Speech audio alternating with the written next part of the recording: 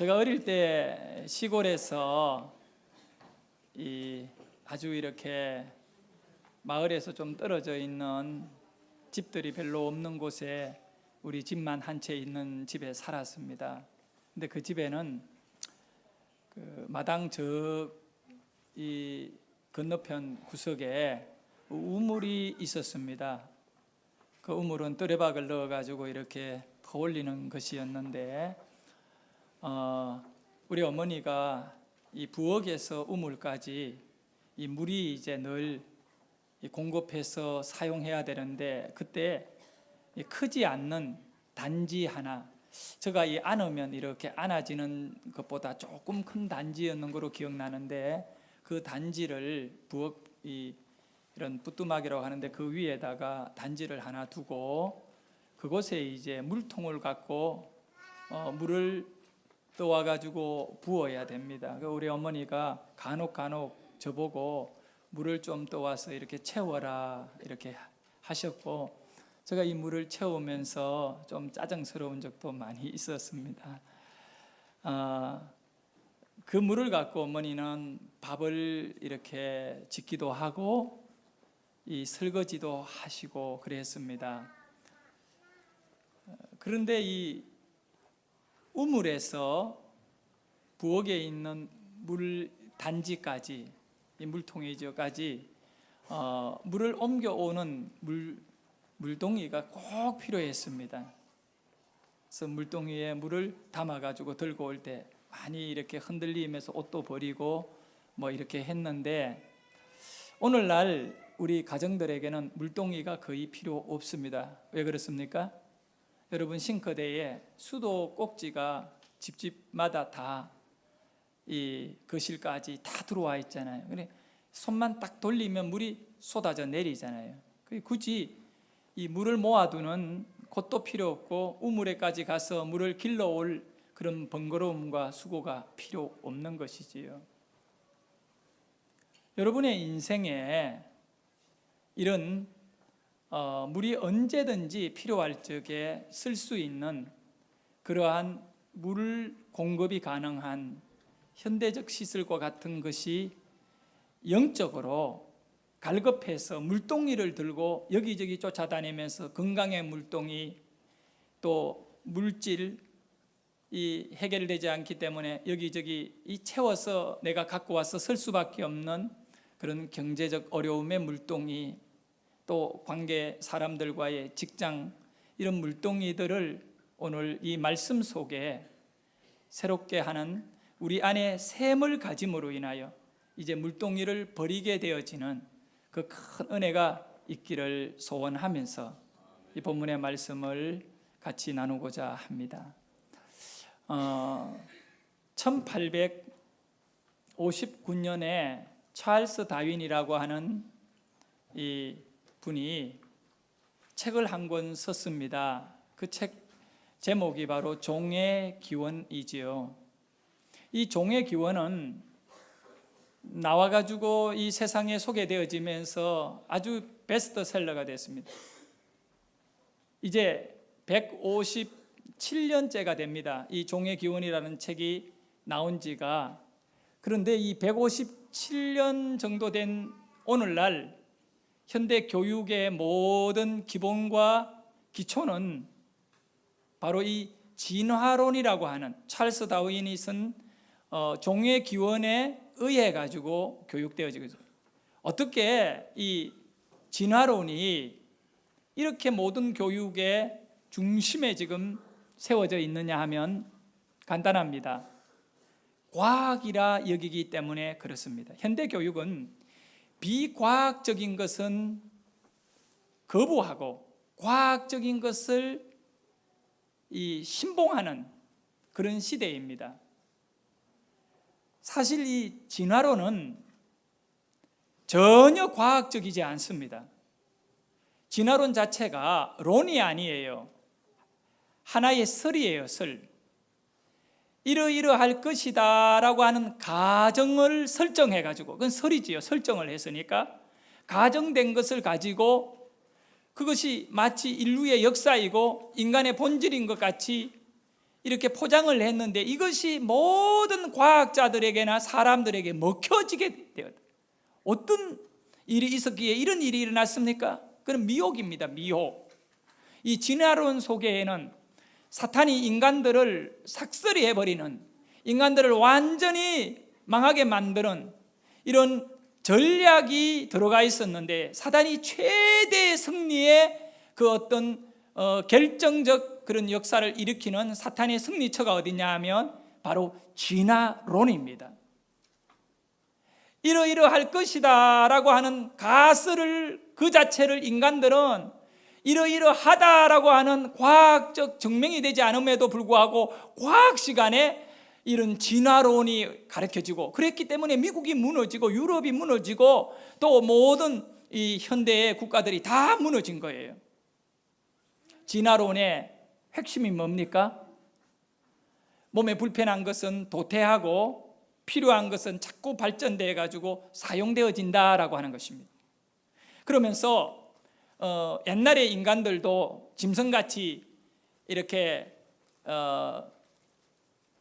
이 진화되기 전에, 좀 더 진화된 인간의 모습이기 전에는 네 발로 다녔다잖아요. 이 개나 소나 쥐같이 네 발로 다니다가 그걸 조금씩 자꾸 이렇게가 손은 또 이렇게 사용하는 거로 바뀌고 발은 뛰어다니고 이렇게 이 인원이 되었다. 걸어 다닐 수 있는 그런 존재가 되었다는 거예요. 이제 원숭이와 인간을 비슷한 존재로 보고, 이제 원숭이도 조금 더 진화가 되면 얼굴에 이런 털이 없어질 것이고 뭐 그렇게 봅니다. 인간에게 있어가 진화를 설명하면서 꼬리뼈를 보라라고 말합니다. 꼬리뼈를 내가 아무리 만져도 이 꼬리에 뭐 이거 흔적이 없는데 있다고 하니까 여러분 꼬리 안 만져보세요. 뭐 있나요? 꼬리뼈 있나요? 그러면서 이제 이 꼬리가 불편해 가지고 이것이 도태됐다고 봅니다. 여러분 학교에서 다 그렇게 가르쳤습니다. 그렇게 배웠습니다. 그렇게 믿고 있어. 그걸 과학이라고 믿습니다. 근데 과연 그것이 사실일까요? 전혀 과학적 증명이 안 됩니다. 증명이 안 되고 설로서 과학의 자리에 완전히 장애해요. 그러면 이 진화론의 핵심은 필요 없는 것은 도태하고 몸에 필요한 것은 자꾸 만들어진다. 날개가 없었는데 이 날고 싶어가 자꾸 하다 보니까 조금 날개가 만들어가 새가 됐다는 거예요. 이거 말도 안 되는 얘기를 믿고 있는 거지요. 과학자들이 믿는 거지요. 그리고 과학이라고 말하지요. 이런 필요 없는 것은 몸에서 사라지고 필요한 것들이 자꾸 만들어졌다라고 하는 것의 핵심이 뭡니까? 이 진화론의 핵심이 되는 그 적자 생존이지요. 결국은 적자 생존. 이 말의 의미는 약한 것은 사라지고 죽어버리고 강한 것만 살게 된다. 그 꼬리는 약하고 필요 없으니까 사라졌다는 거예요. 발은 더 튼튼해졌다라고 하는 것입니다. 적자 생존. 이 적자 생존이 이 진화론이 가지고 있는 가장 깊은 사상이기 때문에 이제는 진화론이 더 견고해지면 인간 세계는요, 약한 거는 다 죽어야 돼요. 강한 자들만 사는 세상이 돼요. 너무 비참한 그 마귀가 원하는 거지요. 그런데 이 진화론이 왜 만들어졌을까요? 그것은 인간들이 생명의 근원을 찾아보려고 우주를 뒤져보고 사람을 뒤져봤어요. 짐승을 뒤져봤어요. 그러다가 얻은 결과이거든요. 사람을 본 거예요. 거기 꼬리가 없는 거예요. 원숭이 보니까 꼬리가 있는 거예요. 그 원숭이는 약간 미개하고 사람은 좀 더 똑똑한 거예요. 그러면 미개한 데서 똑똑한 거로 발전해 왔을 것인데 육체도 그렇게 꼬리가 없어질 것이다 라고 하는 것이 여기 가설로 만들어진 거죠. 진화론은 철저하게 인간을 바라보고 생명체를 바라보고 얻어낸 그들의 결론입니다. 그 진화론 속에는 전혀 외부적인 요소를 바라보지 못한 결과입니다. 그런데 성경은 우리에게 말씀합니다. 인간의 본질, 생명의 본질을 알려고 하면 생명 자체를 아무리 뒤지고 살피고 바라보고 쪼개봐도 답이 없다. 그러면 인간 본질을 알기 위해서 성경은 뭐라고 말씀합니까? 인간을 창조한 창조의 주체이고 근원이신 바로 조물주인 하나님을 보고 하나님을 통하여 인간의 본질을 알아야 된다는 겁니다. 그러니 세상의 사람들은 그걸 비과학이라 여깁니다. 하나님을 바라보는 것은 비과학이라 여기고 인간을 바라보고 엉뚱한 얘기를 하는 것을 과학이라 여깁니다. 그것이 참 모순이지요, 모순. 그런데 오늘 이 요한복음 4장에 보면 한 여인이 세상에서 인간의 그 모든 환경에 의지하여 인간 바라보고 살며 늘 갈급해하면서 그렇게 살아오던 망가진 인생이 있었는데 예수님이 그 여인을 만나가지고 더 이상 물동이 잡고 사람 의지하고 사람 쫓아다니고 사람들에게 상처받고 사는 삶이 아니라 바로 창조자 하나님이 인간의 몸을 입고 오신 예수님을 만남으로 예수님을 알게 되어졌을 때에 이 여인의 정말 말할 수 없는 삶의 변화와 회복과 거듭남의 역사, 이걸 경험하는 장면이 이 요한복음 4장에 나와 있는 거예요. 오늘 여러분들이 다 물동이를 내려놓으시기를 바랍니다. 그리고 예수님을 깊이 있게 만나는 그 은혜가 있기를 소원합니다. 예수님께서 사마리아 지역을 지나가시다가 수가라고 하는 크지 않는 자그마한 동네가 있는데 그 동네 밖에 좀 상당한 거리가 있어요. 떨어져 있는 곳에 우물이 하나 있습니다. 그 우물가에서 예수님은 쉬고 계셨고 제자들은 마을로 들어가서 이제 먹을 음식을 구하게 됩니다. 시간은 오후 한 1시, 2시 이런 지금 시간대 정도 됩니다. 얼마나 뜨거운 햇살이 내려쬐는 중동이겠습니까? 아무도 이래 우물가에 물을 길러 나오지 않는 때입니다. 그런데 한 여인이 물동이를 이고 그 우물가, 예수님이 쉬고 계시는 그 우물가로 물을 길러 나오고 있었습니다. 예수님은 이미 계획에 이 여인을 만나고자 그곳에 가신 것이겠죠. 이 여인이 그 한낮에 물을 길러 나왔다는 것은 특별한 삶이 있기 때문에 그렇습니다. 사람을 만나는 것이 너무 부담스러운 여인이었습니다. 사람들에게 가시 같은 존재였습니다. 여러분, 가시는 빼내야 됩니다. 수가성 마을에서 이 여인은 가시였습니다. 여러 남자를 바꾸어가며 살아가는, 남자를 5번이나 바꾸고 또 6번째 바꾸어지고 있는 이런 정상적인 가정을 이루지 못한 여인이었습니다. 그리고 사람들은 이 여인을 더러운 여인이라, 가정을 깨는 악한 여인이라 여겼던 것입니다. 상대를 안 해줬습니다. 친구가 없는 여인입니다. 그러니까 사람을 만나는 것 자체가 이 여인은 부담스럽고 고통이었습니다. 우리는 고통을 피해가려고 하잖아요. 그러니 사람들이 없는 시간대, 물길로 나오지 않는 시간대, 이 여인은 물을 길러 먹어야 될 그런, 물을 기르지 않고는 살 수 없잖아요. 그러니 살기 위하여 우물가로 나오는데 그 시간대가 바로 가장 고통스러운 떼약빛이 내려쬐는 시간이었습니다. 아무런 생각 없이 그저 그 시간대에 혼자 물동이를 이고 우물가로 나왔는데 한 남자가 우물가에 있다가 이 여인에게 말 한마디를 던집니다. 여인아, 내게 물 좀 주라. 물 좀 주라. 그때 이 여인이 예수님을 바라보면서 한 이야기가 요한복음 4장 9절의 말씀입니다. 이 여인이 뭐라고 하는지 우리 같이 크게 읽어봅시다. 당신은 유대인으로서 어찌하여 사마리아 여자인 나에게 물을 달라 하나이까. 네. 이 여인이 예수님에게 나는 사마리아 여자이고 당신은 유대인 남자다. 그러니까 인종의 문제를 갖고 이야기합니다. 인종의 문제를 갖고 물 한 잔 달라고 하는데 그냥 떠가지고 주면 되는데 우리 인생이란 건 늘 이렇게 까다로운 거예요.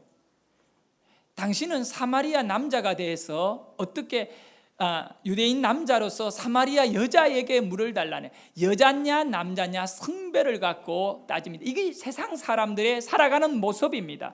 일본 사람, 나쁜 사람 뭐 이런 식으로 어느 종족이냐 과거와 현재를 연결하면서요 종족을 갖고 이야기하고 남자냐 여자냐를 갖고 이야기하는 거예요. 그런데 우리 예수님은 이 여인을 만났을 때 유대인 남자로서 사마리아인 여자를 만난 것이 아닙니다. 종족을 갖고 따지지 않는 예수님입니다. 남자냐 여자냐를 따지지 않는 예수님입니다. 예수님이 우리를 만나줄 때 우리 이 한국 사람이냐 뭐 유대인이냐 이걸 따지지 않고 예수님은 우리를 만나주십니다. 그래서 사마리아 수가성 우물가에서 이 여인을 만나는 것이죠. 이 여인은 또 예수님이 물 좀 달라 하고 우물에 대한 이야기를 했을 때에 요한복음 4장 12절의 말씀을 보면 우리 조상 야곱이 이 우물물을 우리에게 주셨고 또 여기서 자기와 자기 아들들과 짐승이 다 마셨는데 그런데 야곱보다 더 크니까 당신은 야곱보다 더 큽니까? 이 말씀이 나오게 된 이유는 예수님이 여인에게 물 좀 달라 했을 때 여자가 어떻게 유대인 남자가 사마리아 여자에게 물 달라 합니까? 하며 흥 해버린 거거든요. 그러니까 예수님이 뭐라고 했냐면 여인아 네게 물 좀 달라 하는 자가 누구인지 알았더라면 네가 그에게 그러면 우리 예수님 자신에게 구했을 것이다. 그리하면 그가 너에게 생수의 샘을 주었을 것이다. 아멘. 생수를 주었을 것이라 그랬습니다. 영원히 목마른 그 얘기를 들었던 이 여자가 이게 말도 안 되는 얘기를 지금 하고 있다는 거예요. 왜? 나는 지금 우리 조상들 그리고 내가 먹고 있는 이 야곱이 판 우물 그러니까 야곱의 우물이죠. 야곱의 우물을 가지고 있고 당신은 뭘 갖고 있느냐 이거예요. 아무것도 없으면서 나에게 물 한 잔 달라고 하는 주제에 뭐 영원히 목마르지 않는 생수 이야기나 해대고 있다라고 보는 거죠. 여자가 볼 때는 여자 입장에서는 참 예수님이 정신병자 같이 보인 거예요. 그래서 하는 얘기가 실제적인 눈에 보이는 걸 제시하는 거예요. 우리 조상인 야곱은 이 우물을 만들어서 본인도 마시고 자기 자식들도 먹고 그 후손도 먹이고 짐승도 먹고 지금까지 야곱이 만든 우물은 마르지 않고 수많은 사람들이 먹었다는 거예요. 그런데 당신이 주는 물과 야곱이 만들어둔 이 야곱의 우물물을 비교한다면 우리 야곱은 정말 좋은 우물을 우리에게 줬고 이 우물로 인하여 우리는 오늘날 이렇게 물을 길어 먹고 사는데 당신의 우물은 어떤 우물이냐 이거예요. 당신의 우물이 대단하다고 당신 입으로 말하는데 영원히 목마르지 않는 물을 준다고 하는데 당신 우물은 보이지도 않고 당신 우물은 허상에 지나지 않는 거 아니냐 이거예요. 우리 야곱이 만든 이 위대한 우물을 보라 라고 말하는데 이 여인은 두 번째로 첫 번째는 종족과 그 다음에 성별 남자냐 여자냐의 문제를 갖고 예수님을 상대하다가 두 번째는 역사를 가지고 나와가지고 역사의 우물이 있는 역사적인 이 우물이 얼마나 대단하냐고 역사를 의지한 이야기를 하고 있습니다. 우리 경주 지역에 요즘 들어와서 자주 지진이 일어나요. 사람들이 막 이 두려움에 떨 수밖에 없는 게 어떻게 될지 모르잖아요. 일순간에. 그런데 이 뉴스가 딱 나오면 지진이 일어난 다음에 가장 먼저 나오는 내용이 뭔지 알아요? 진도 얼마였다라고 하면서 경주에 있는 이 문화재, 불국사라든가 스카탑이라든가 이런 문화재들이 손상되었는지를 문화재 당국에서는 지금 정밀하게 조사를 하고 있다. 늘 그 뉴스가 나갑니다. 왜 그렇습니까? 1000년 전에 만들어진 집, 이 돌폭에 올린 탑인데 그거 지금 만들면 그거 무너지면 지진 나가 무너지면 지금 만들면 더 예쁘게 더 튼튼하게 내진 설계해서도 만들 수 있잖아요. 그런데 그런 게 아니다는 거예요. 1000년 전에 이 만든 탑이라든가 절간 이런 거는 지금 똑같이 만들고 더 잘 만들어도 의미가 없다는 거잖아요. 역사성을 가진 거예요. 역사성을 중요하게 여기는 거예요. 우리 민족들의 지혜가 천년 전에도 이런 거를 가능하게 했다라고 하는 역사성을 좀 자랑하고 이거 역사성을 걸고 좀 살고 싶은 것이 이 민족의 어떤 그런 자존심이라는 거예요. 사람들은 오늘 역사를 자랑하고 역사의 우물물을 먹으면서 그렇게 살아가요. 그러나 여러분 이걸 아셔야 돼요. 역사의 우물물은 먹어도 갈증이 있고 역사의 우물물을 먹었던 수많은 야곱 자신이 판 역사의 우물, 야곱의 아들들이 마시고 자손이 먹었지만 그 역사의 우물물을 먹었던 사람들은 다 죽었다는 거예요. 예수님은 지금 이 얘기를 하고 싶은 거예요. 여인아, 이제 더 이상 네 인생을 역사의 우물물을 먹고 그걸 길러오는 것에 네 인생을 허비하지 마라. 역사의 우물물은 먹고 죽는 것이다. 그러나 내가 주는 물을 마셔야 된다. 내가 주는 물을 먹으면 역사가 주는 물과는 다르다. 이 물을 먹는 자에게는 영원히 목마르지 않는 영생이 솟아날 것이다. 여인이 크다고 말했던 이 야곱의 우물, 이 물은 여러분 갈증이 있는 물이에요. 먹고 나면 또 갈증이 나고. 이제 우리는 요한복음 4장 14절 말씀을 한번 크게 읽어보도록 하겠습니다. 예수님이 여인에게 하신 말씀입니다. 내가 주는 물을 마시는 자는 영원히 목마르지 아니하리니 내가 주는 물은 그 속에서 영생하도록 솟아나는 샘이 되리라. 할렐루야. 내가 주는 물을 먹는 사람, 그 속에서, 이제 그 속에입니다. 여러분 물동이를 들고 우물로 나오는 눈앞에 있는 우물이 아니라 내 안에 있는 샘을 말하는 겁니다. 이런데 이 샘은 너무 신비로운 샘이에요. 계속 솟아난다는 거예요. 언제까지? 영원토록. 죽음을 거부하는 샘이 내 안에 생기게 되는 것이죠. 내가 주는 물을 먹게 되면. 주님은 지금 그 물을 어떻게 하느냐면 샘을 주고 싶어요. 우리 모두의 이 마음과 심령 안에 그 샘을 주셔가지고 주님이 우리에게 그걸 가능하게 합니다. 이 얘기를 들었던 이 여인이 뭐라고 얘기하느냐 하면 25절에 보면 4장 25절에 메시아, 그 예수님을 그런 분으로 못 받아들이는 거예요.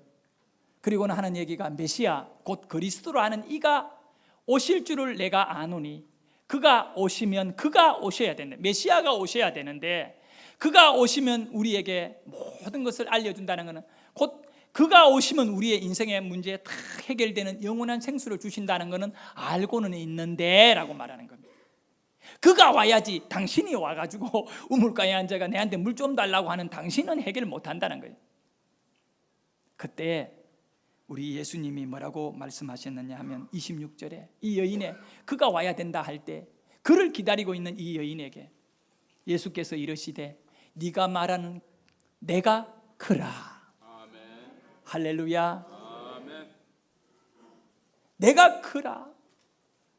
네가 기다리고 있는 메시아 그리스도 영원한 생수를 준다는 그가 바로 내다 라고 말하는 순간에 이 여인의 심령 안에 생수가 터져나오기 시작하는 것입니다. 아멘. 바로 이 여인이 기다렸던 그가 예수다는 것. 그래서 이 여인은 생수의 강이 심령 안에서 솟아나는 순간에 기쁨과 감격을 얻게 되는 것입니다. 아멘. 지금 이 여인의 물동이, 결혼의 물동이는 다 깨어져 가지고 담겨지지 않고 경제적 물동이는요 바닥을 치고 있고 내일에 대한 미래의 어떤 소망은 하나도 없는 이 물동이, 부어도 채울 수 없는 물동이, 그리고 홀로 외로움의 물동이를 갖고 마을 밖에 우물가에 같이 계속 나왔던 이 슬픔이 가득한 이 여인에게 심령 안에 생수가 터져 나오는 순간에 더 이상 이 여인은 이런 가정에, 결혼에, 그리고 경제적인 것, 건강에 이런 물동이는 다 필요 없게 되는 겁니다. 왜 그럽니까? 그 안에 생수의 강이 기쁨으로 터져 나오기 때문에 그렇습니다. 그래서 이 여인은 야곱의 우물에 물을 길러 나왔던 물동이를 버려두고 그 기쁨을 주체할 수 없어가지고 마을로 달려가게 되는 것입니다. 이 여인이 마을로 달려갔습니다. 그리고는 무엇을 마을의 사람들에게 얘기하고 있나요? 요한복음 4장 39절 말씀 우리 같이 크게 읽습니다. 여자의 말이 내가 행한 모든 것을 그가 내게 말하였다 증언하므로 그 동네 중에 많은 사마리아인이 예수를 믿더라. 이 여인이 조금 전에 물동이를 이고 야곱의 우물가로 나올 적에는 사람이 두려운 존재였습니다. 사람을 만나는 것이 너무 고통이었고 귀찮았던 것입니다.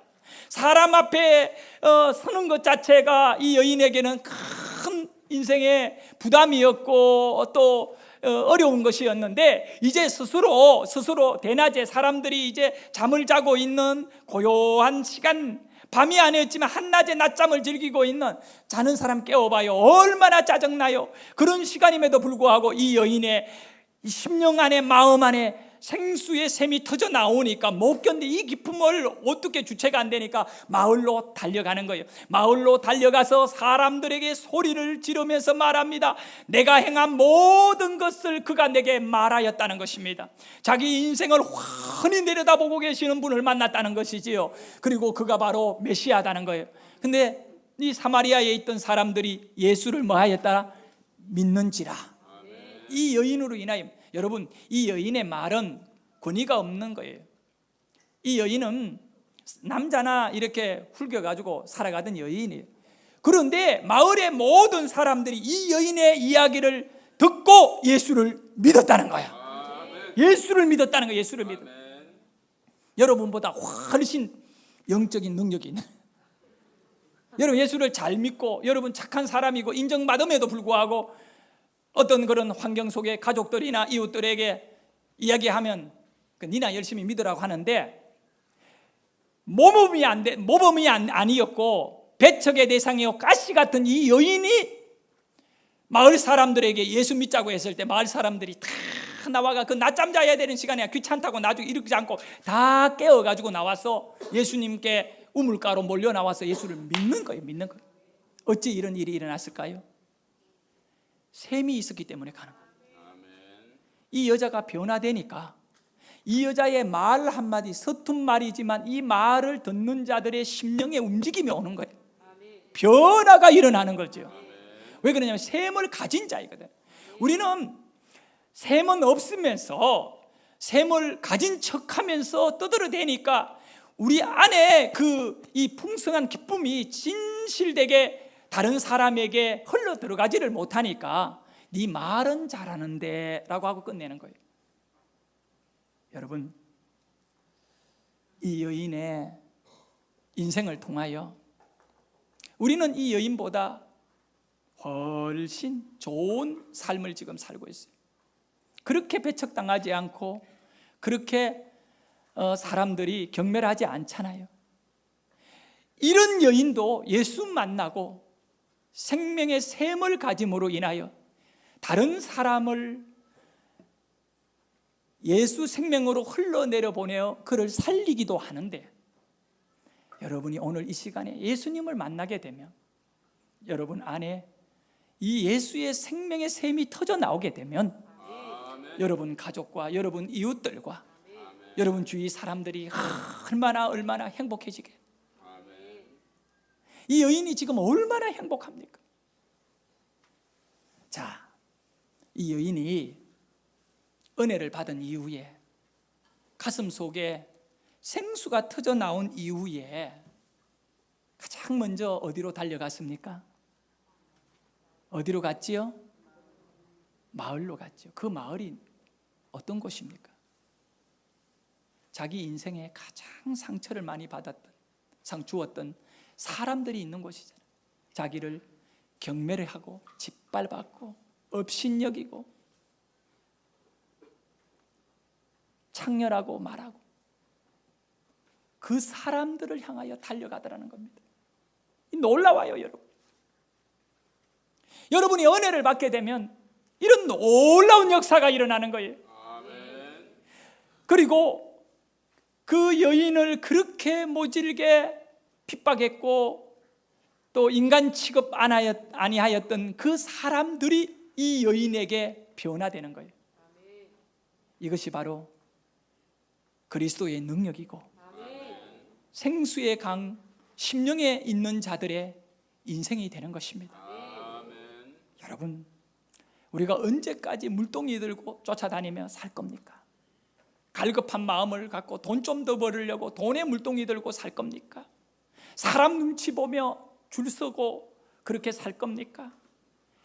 내 안에 샘이 터져나게 되면, 샘이 터져나는 것은 예수 만나면 일어나는 겁니다. 하나님이신 예수님, 인간의 몸을 입고 오신 예수님을 만나면 우리 안에 샘이 터져나와요.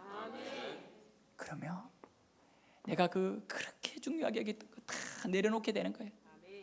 그게 본질이 아니고 주님이 내게 흘려주시는 그 기쁨의 샘이 이제 다른 사람들에게 영향력을 일으키면서 그들을 힘있게 하고 그들을 살려주고 그들을 행복하게 하고 그들 속에 소망의 존재로 우리가 세워지게 되는 줄 믿습니다. 이 여인이 가장 먼저 달려갔던 곳은 바로 자기에게 아픔을 주었던 사람들이거든요. 그런데 그럴 수밖에 없는 이유가 있습니다. 예수를 생명의 구주로 영접하고 이 생명의 샘이 솟아오르게 될 때 치료가 됐기 때문에 그래요. 깨끗하게 치료가 된 거예요. 여러분, 주님을 만나고 예수를 제대로 믿으면 치료됩니다. 이제 그렇게 여인과 같이 달려갈 곳이 여러분이 있어야 돼요. 여러분이 달려가지 못한다면 샘이 없다는 증거예요. 오늘 오후에는 특별한 시간을 좀 가지려고 합니다. 꼭 부탁합니다. 오늘 오후는 놓치지 말기를 바랍니다. 오늘 2시 30분에 2층에서 우리 전체 기도회로 모일 겁니다. 셀리드 인턴 모임이 아닙니다. 오늘 2시 30분입니다. 청년 3시 마치는 예배 시간을 맞추어가 2시 반에 모입니다. 일단 우리는 2층에서 2시 반에 모입니다. 찬양 좀 하고 이제 우리가 이 지역에 이 교회가 있는데 이 지역을 축복해야 되는 겁니다. 수가성이 어떤 것으로 유명하고 어떻게 살았고 역사적으로 야곱의 우물을 자랑하고 살았지만 그것이 수가성의 행복이 아니고 수가성 사람들의 어떤 생명을 주지 못했습니다. 그런데 이 여인 한 사람이 변화되고 예수님 안에 생명의 샘을 얻게 되고 이 여인 한 사람이 가장 그 마을에서 필요 없고 쓸모없는 암적인 존재로 여겼던 이 여인이 예수 믿고 나니까 암의 존재가 아니라 생명의 존재가 되는 거예요. 이 여인 한 사람이 그 수가성에 들어가서 그 성 전체에 있는 사람들을 예수 믿게 하였다는 거예요. 우리 교회는 오늘 이 안양 일대에 수가성 여인 같은 존재이기를 원합니다. 저와 여러분이 물동이 들고 돌아다니다가 지쳐있고 깨어진 심령 갖고 이 교회에 와서 예수 믿고 난 다음에 이제 더 이상 우리가 그 물동이를 내려놓고 예수님이 이 예배 가운데 허락하시는 생명의 샘을 가진 자가 되어서 그리고는 이 동네 일대에 흩어져서 가서 그 메마른 심령에게 생수를 흘러보내야 될 줄 믿습니다. 제가 어저께는 이런 생각을 했습니다. 10몇 년 전에 우리 새안양 교회가 아주 연약할 때에 노방전도를 얼마나 많이 했던가 이런 생각을 해봤습니다. 그때 대림 아파트 그에서 막 전도를 하는데 오후에 몇 시간째 전도를 하는데 비가 막 내리는 거예요. 그러니 같이 전도하던 친구 목사님이 목사님 들어갑시다 나보고. 그래서 그 안타까움이요, 이 여인이 마을로 뛰어가서 모든 부끄러움을 내려놓고 사람들에게 예수를 전하지 않으면 못 견디는 그 안타까움이 있듯이 조금만 더 전도하자고. 그러니까 1시간을 더 전도를 했습니다. 제가 그 친구하고 둘이 조가 돼가지고 짝이 돼가 그냥 막 가고 싶어가 3번 4번 이야기하는 거예요. 그런데 나는 조금만 더 하자. 그 비가 부슬부슬 내리는데 그렇게 하다가 강정희 불신자를 만난 거야. 비가 부슬부슬 내리는데 만나가지고 교회 소개하고 애 우리 교회에 보내라고 하고. 근데 전혀 예수를 믿지 않는 사람이에요. 지금 어떻게 됐어요? 남편도 아이도 다 주일 안 빠지고 나오잖아요. 여러분, 여기 앉아있는 많은 분들 가운데 전도를 통해 가지고 이 자리에 앉아있는 분들이 내 눈에 얼마나 보이는지 몰라. 나 말고 우리 교인들이 전도한 분들이, 네? 우리 모두는 수가성 여인같이 망가진 인생이에요. 하지만 전도자들이 여러분을 만나 주셔가지고 여러분이 이 생수의 샘을 얻게 되고 우리는 오늘 이제 또 다른 자를 향하여 나갈 수 있는 자가 되어야 됩니다. 우리 주님이 오늘 오후에 그 일을 우리에게 하도록 요구하셨습니다. 그래서 우리가 해피데이를 시작하면서 교회 안에서 구호만 외치고 끝내는 것이 아니라 이 지역에 있는 사람들에게 그 여인과 같이 나가서 생수를 나누어지는 이 엄청난 역사가 오늘 이루어질 줄 믿습니다. 우리 같이 하나님께 기도하기를 원합니다.